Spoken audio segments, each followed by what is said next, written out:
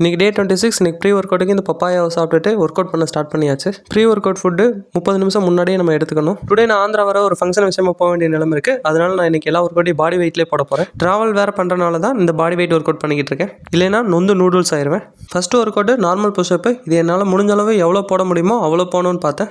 என்னால் single settle 30 தான் போட முடிஞ்சிச்சு. 30க்கு மேலே என்னோட நாக்கு தள்ளிடுச்சு. நம்மளோட டார்கெட் 50 பெர் செட்டுக்கு போடணும். பரவாயில்ல, அதை நம்ம இந்த மந்த்துக்குள்ளே அச்சீவ் பண்ணிடலாம். ஸோ நார்மல் புஷ்அப்பு 3 செட்டு பண்ணி முடிச்சுட்டு அப்படியே நான் இன்க்ளைன் புஷ்அப் ஆரம்பிச்சிட்டேன். இந்த time body weight work out பண்ணுறதுனால அதிக ரெப்பு பண்ணி என்னோட எண்டூரன்ஸ் எவ்வளோன்னு சொல்லி பார்க்க முடிஞ்சது. ஸ்டில் இதெல்லாம் பத்தாது.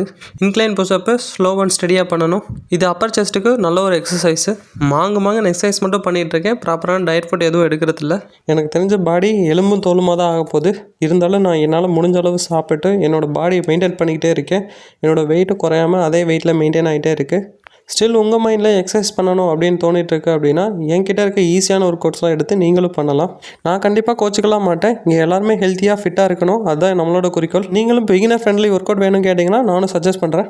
எல்லோரும் நாக்கத்தெல்லாம் ஒர்க் அவுட் பண்ணி ஹெல்த்தியாக இருக்கலாம்.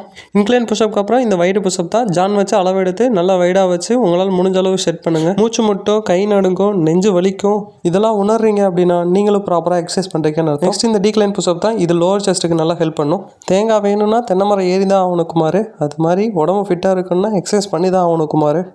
நெக்ஸ்ட்டு ட்ரைசப் ஒர்க் அவுட்டுக்காக இந்த டைமண்ட் புஷ்அப்பு.